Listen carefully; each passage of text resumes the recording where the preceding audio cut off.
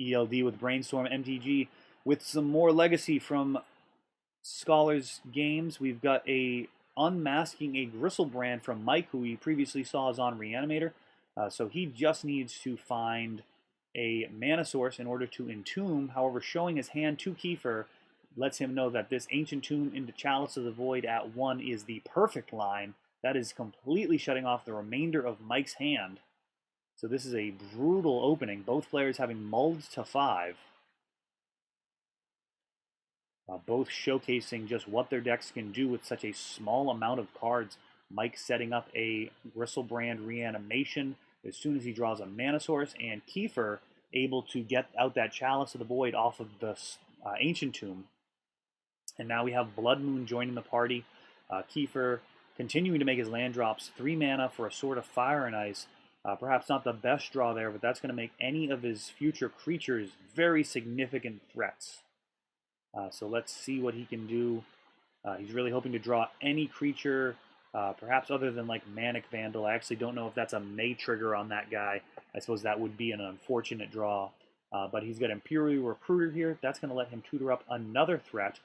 But quite frankly, Sword of Fire and Ice, 4 turns, probably enough to stop Mike from winning here. He's going to need to draw a black source and another one, another mana source, and an Animate Dead or Exhume in order to have any chance here. That is a lot to ask. Each of those draw steps going to be extremely important. And here we have a new flip card. I'm actually not familiar with this one. It's a 2 and a red for a 2/3, and when it attacks, you put 2 1/1 attackers into play. It also melds.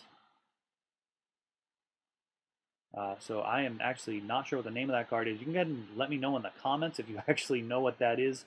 Kiefer going deep here, and he's going to go ahead and swing with the Imperial Recruiter. That's going to do 5 per turn and let Kiefer draw a card. That is one hell of an Ophidian. Of course, it also has Pro Red and Pro Black, or Pro Blue. Pro Red being relevant versus Mike's deck, as he does have some red creatures that he could reanimate and stabilize. But that is not to be. Sire of Insanity comes to mind when thinking of red bodies that could be good to bring back. So that is it for game 1. Mulliganing down for both players.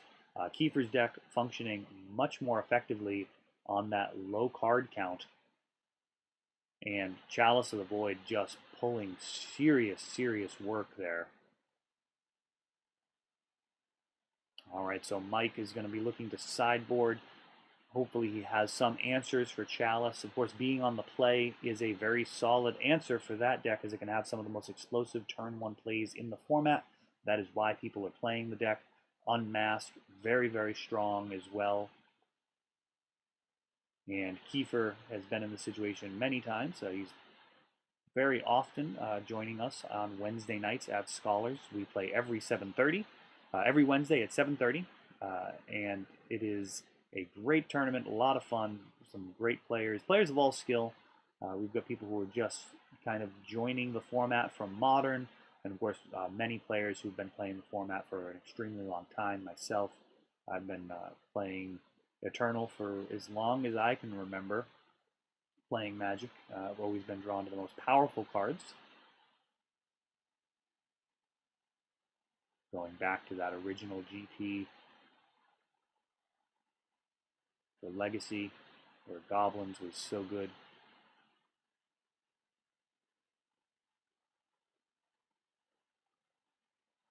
Remember the split from Vintage when the Legacy list finally got its own banned list.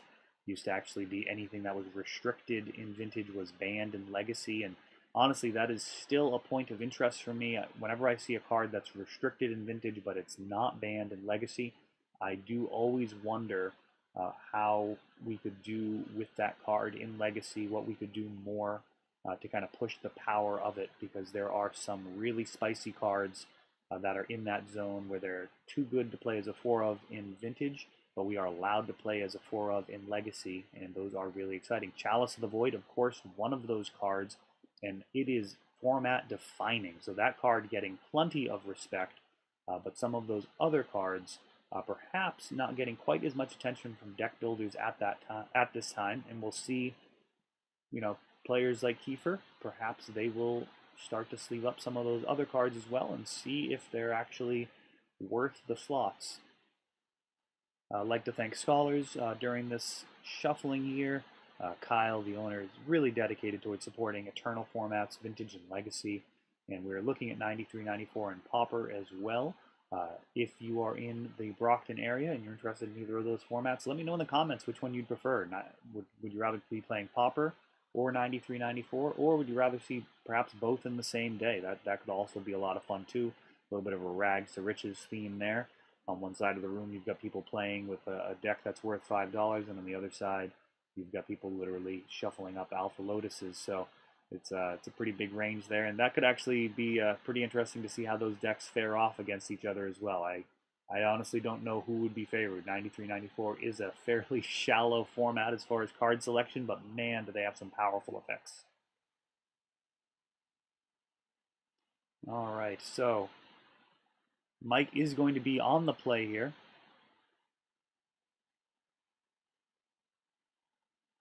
His win percentage has to be considered to be much higher when he's on the play. Cards like Unmasked, so good in those opening turns, but definitely at its best on turn one before your opponent gets to act at all.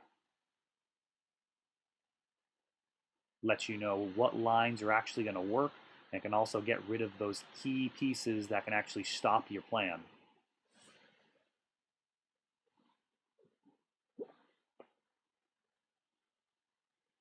And here we go for Mike, hoping for a good 7. And some fireworks immediately after. 1, 2.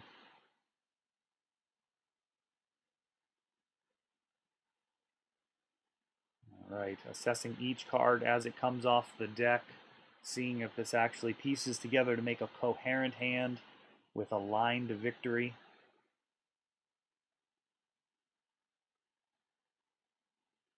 Looks like it is going back. So this is a new style of video for us. So this week we actually are filming 4 different matchups. Typically we'll follow my path throughout a tournament. On the weekly events, I should say. We do often, for the larger events, just have feature matches, and we'll just kind of mix it up.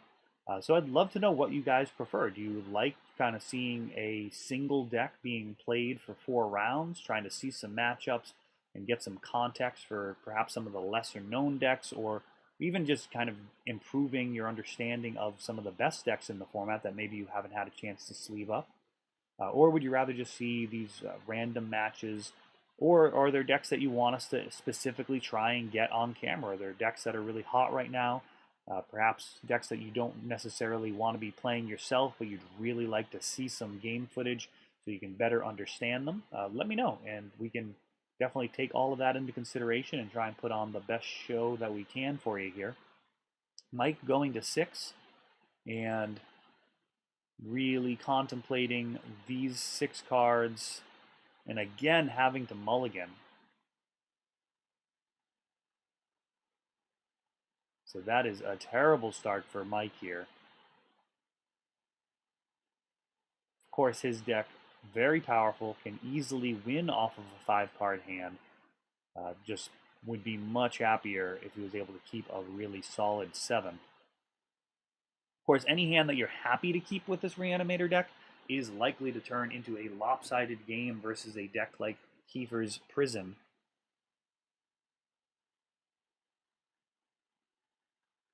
A first turn creature is the best case scenario.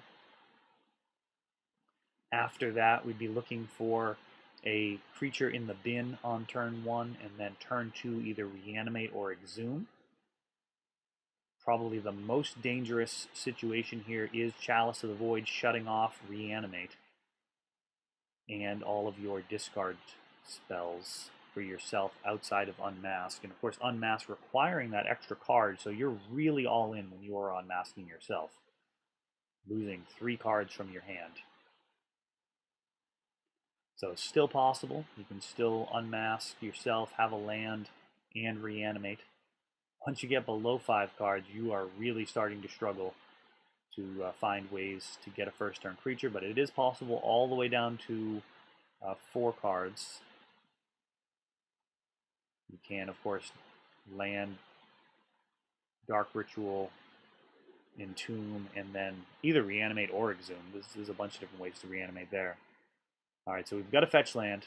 Mike's finally going to have to keep, and he is searching up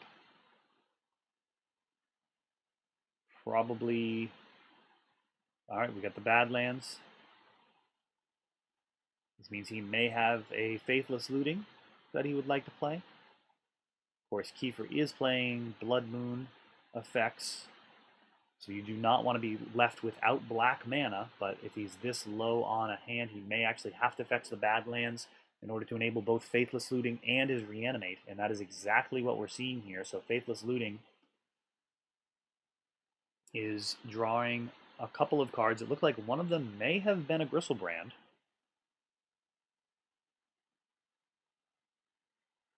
And we'll see if there's a Lotus Petal follow-up. And it looks like there is into a Dark Ritual, which enables all of the Reanimate spells. So we have a Reanimate targeting one of these creatures. That'll leave 2 black floating. We've got Sire of Insanity. And there he is. So Mike is hellbent at this point, and Kiefer, instead of discarding his hand during the end step, just mashes it right into his library. So that was a whole bunch of shuffling, followed up by a single turn of magic. Mike's Reanimator deck absolutely mulled to 5. That was plenty good enough, getting a first turn concession. Kiefer really unlikely to be able to pull out of that. Perhaps mathematically impossible. He would have needed to somehow build a mana base and then get rid of the Sire. The blue control deck's perhaps the best at doing that in terms of miracles. Anything running Swords to Plowshares as well, you can hit land and then a Swords. That's a good answer to Sire. Of course, you do not just want to put him back into the graveyard if you can help it. So exiling him much stronger. But that is not part of the equation for Kiefer's Prison deck. He is absolutely not that interested in killing your creatures. He just wants to stop you from playing Magic and beat you to death as quickly as possible. So here we go into Game 3. Some very lopsided matches so far.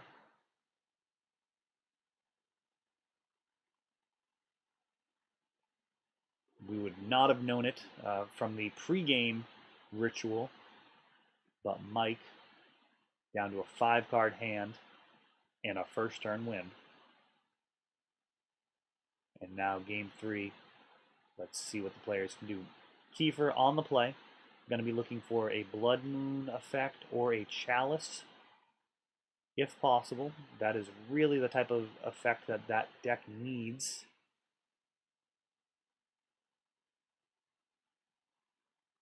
Barring that, perhaps some sideboard cards. A card like Fairy Macabre or Surgical Extraction could be worth keeping. We have to doubt Surgical Extraction making the cut given the deck being built around Chalice. So Fairy Macabre probably the go-to. He could also have some on-board graveyard removal cards like Tormod's Crypt. But we got to think that in his list he does have some cards that enable him to interact with the graveyard. And Mike mulling again. That is definitely a criticism of the red-black Reanimator deck. It is very all-in. It is considered a glass cannon by most. And you really need to have the goods in your opener. If you do not, you do not want to be going to turns 2, 3, 4, 5 with this deck. You really want to have things wrap up quickly and go get a snack or something. Maybe trade in between rounds. But you do not, if you are sleeving up Black-Red Reanimator, you are not looking to have any type of back and forth matchups. You are hoping for blowouts whenever possible.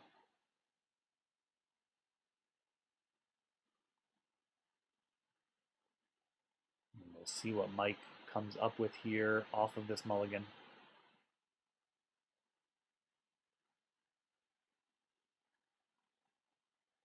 During the mull, I'll go ahead and thank Scholars again. Of course, great supporters of Eternal formats in Brockton, Massachusetts.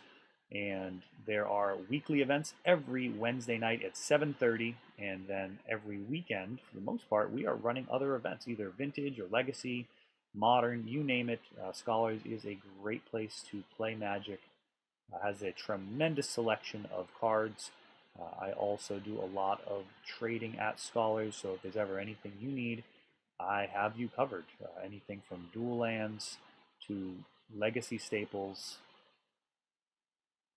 If I don't have it, I have a wide network of stores that I work with, and I can track those down for you, no problem. And if you're interested in my selection, I do have a list on Brainstorm MTG.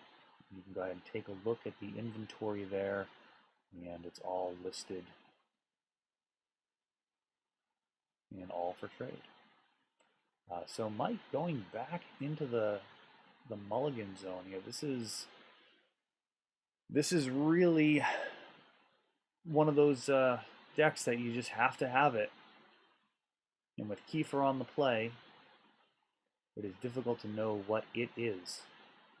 I think you probably have to just hope he doesn't have a card like Chalice.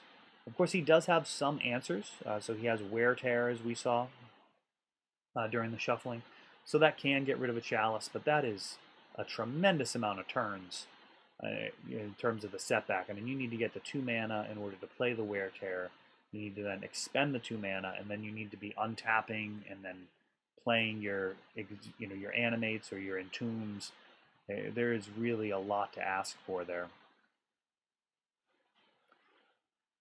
Of course, one of the things to look for with Chalice decks, if you're looking for a little kind of, I don't know if I'd call it a pro tip, but certainly a fact to keep in mind, is when they play their Chalice at 2 as a follow-up for Chalice at 1, that is often kind of the most vulnerable time for the deck. If you can go ahead and destroy that Chalice for 1 in response, that is often going to be game over for them. Chalice at 1, the card that typically does the most work, and once that Chalice for 2 is down, they are no longer able to replay a Chalice at 1. It's actually very often correct for a Chalice deck to just put out multiple Chalices at 1, but it actually just kind of feels bad, so most people start to put them down at other mana costs, because it's just kind of cool.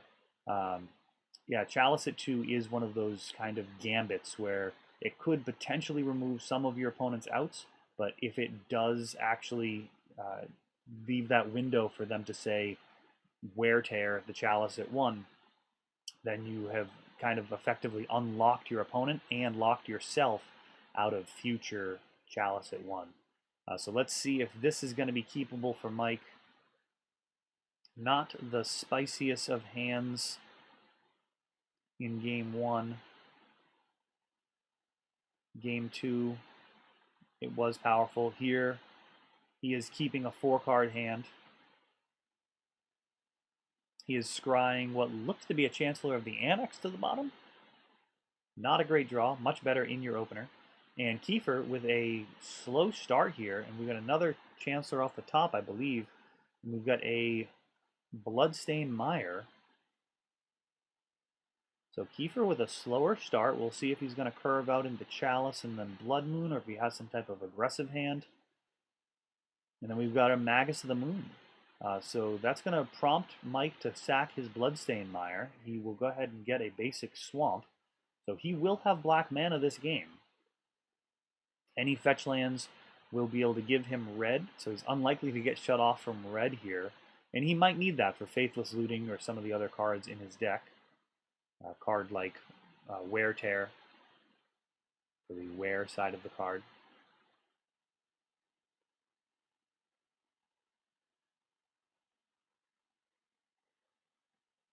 And Mike drawing not a lot of cards in hand, but no Chalice yet. So this is about all he could hope for against a 7-card hand from Kiefer to still be in it here on turn 2. We've got the Lotus Petal. So he does have 2 mana here. And we've got a Thoughtseize. We see Reanimate and Chancellor of the Annexes. And he's actually thought seizing himself here, putting Chancellor of the Annex into the graveyard, Lotus Petal, Reanimate. So he's actually assembled a threat here the long way around. He's taken a bunch of damage. So he's down to 10. He has a 5-turn clock against Kiefer. Kiefer is actually got a 5-turn clock back the other way, but that looks like, oh, it'll get countered. Kiefer perhaps thinking it only counters non-creature cards like Athalia, and that is not the case. So Kiefer playing directly into Chancellor of the Annex, and we've got a Lotus Petal.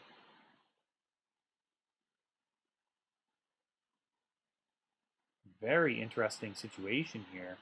And then we've got a 3-mana Imperial Recruiter. Mike reminding him about paying the 1 here.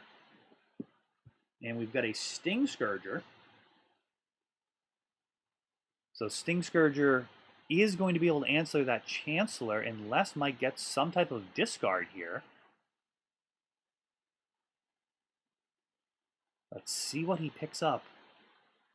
2 cards in hand. He has cards like Thoughtseize and Unmask, which could help. Of course, Thoughtseize does complicate the math quite a bit. He's precariously low on life, down to 8. And that Chancellor really not the best threat versus Red Prison here. It already got maximum value you can hope for in actually countering a creature. But that Sting Scourger about to come down. So he's taking a look at Reanimate. And he's contemplating actually grabbing the Reanimate Deads. And then he swings. So he now has a 1-3. Now Sting Scourger does have Echo. There's Zoetic Cavern. Pet card for Kiefer. Does have the ability to come down as a 2-2. And there's the Sting Scourger. Trigger to pay the 1. Bouncing the Chancellor. And he is left with a 1-3 blocker. Now, if he does send that guy in, it will create some additional attackers, but they will be tapped. So this is not really an ideal situation.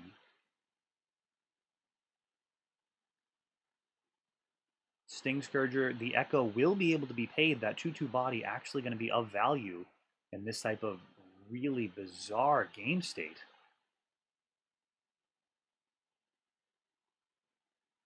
So a 1-3 blocker, essentially. We have a 4-turn clock, depending on how the Imperial Recruiter plays into this. If he goes ahead and swings with everything, then presumably the Imperial Recruiter dies. 4 damage comes through, and then 2 more attack steps. If he just attacks with the 2-2s. Oh, so Kiefer has a stronger play than Echoing Truth. Than paying the upkeep on the Sting Scourger. We have a Sword of Light and Shadow. That's even better. That will actually allow recursion of the Sting Scourger, so the better ability of bouncing is going to be part of the team here. And now, pro-black, pro-white, gaining 3 life, really making a race no longer possible. So Kiefer with a massive, massive swing here. Sword of Light and Shadow all but closing out this game.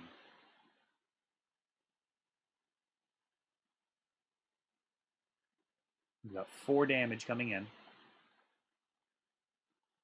And of course that other red creature, which I have no idea what it's called, but if you let me know in the comments, that guy, when he dies, will just go back to Kiefer's graveyard just to rejoin the team off of that Sword and Light and Shadow. So he has to block. So that is just another nail in the coffin.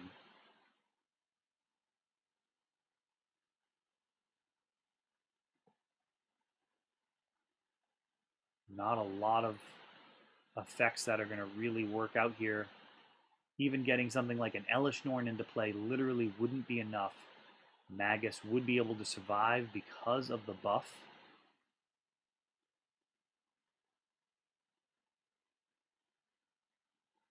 So it looks like he pushes through 2 damage. But that is just simply not going to be good enough. And that is the match right there. So there we go. Sting Scourger, MVP for Kiefer, Imperial Recruiter, having that maximum utility.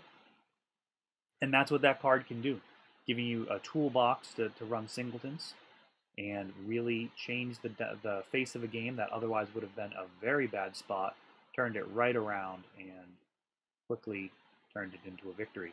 Well, this has been ELD with Brainstorm MTG. Thanks for watching.